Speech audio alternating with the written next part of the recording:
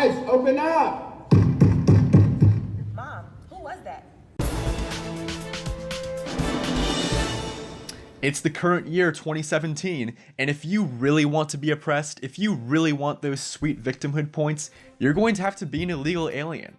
Just check out this skit performed at San Diego State University, in which ICE comes to take an illegal alien mother away from her daughter. Just stay home for now, Miha. Someone will come and get you. I don't want you to be scared, but I just need you to understand. Understand what, Mom? You may not be able to go back to school for a while. Eyes open up! Mom, who was that? I have to go. Don't let them teach you to be scared of others that don't look or sound like you. So, the implication here is that we're scared of illegal aliens because they don't look and sound like us? Wow, I mean, how much more condescending and just plain inaccurate can you get? And get this, some students at San Diego State University were required to watch this skit for their classes. It was part of an event hosted by the school's residential education office called Journey to a Shared Humanity. Oh, well, that's just nebulous enough to sound completely harmless. Let's see what it entails. Each year, San Diego State University challenges its community to step outside their comfort zone and into the shoes of those who are struggling with oppressive circumstances. Oppressive as defined by your trusty, not at all biased, taxpayer-funded university out in the very politically neutral state of California, which just happens to have voted Democrat for, the past 30 years. Participants will be guided through a series of vignettes that highlight the many forms of oppression people face every day. Well, okay, let's take a look at some of these other skits meant to deprogram prejudices. Here's one in which a student complains about her Muslim roommate to a counselor. How's it going? Good, how are you doing? I'm good. I have some issues with my roommate. What's going on? She's a little too foreign for me. Like, she speaks a different language.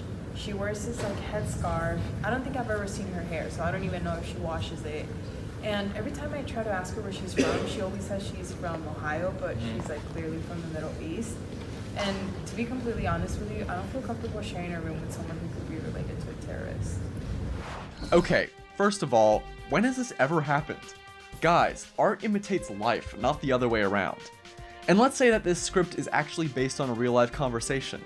Switching dorms because you don't like your roommate, for whatever reason, isn't oppression, it's freedom of association, a concept which we know some schools like Harvard aren't too fond of.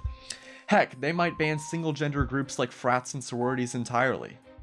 After that debacle, there was this really apocalyptic segment. Come on, get in. Let's go. Face the wall. Face the wall. Don't look at me. First, they came from the Native Americans, but I'm not Native American, so I did not speak up. Then, they came for the Jews, but I'm not a Jew, so I did not speak up. Then, they came for the gays, but I'm not gay, so I did not speak up. Next, they came for the crippled, but I'm not crippled, so I did not speak up. Wait, what? Who's coming for who? And to think, just last decade, it was the left accusing the right of fear-mongering with Afghanistan and Iraq. Some of the other skits bring us back to that unhinged leftist parody of bigotry.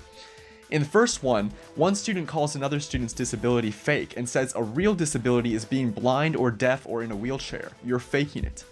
When have you ever heard a student say that? I mean, kindergartners, maybe? But we're talking about college students here, who are being taught that it's impolite to question someone's disability. Here's another one.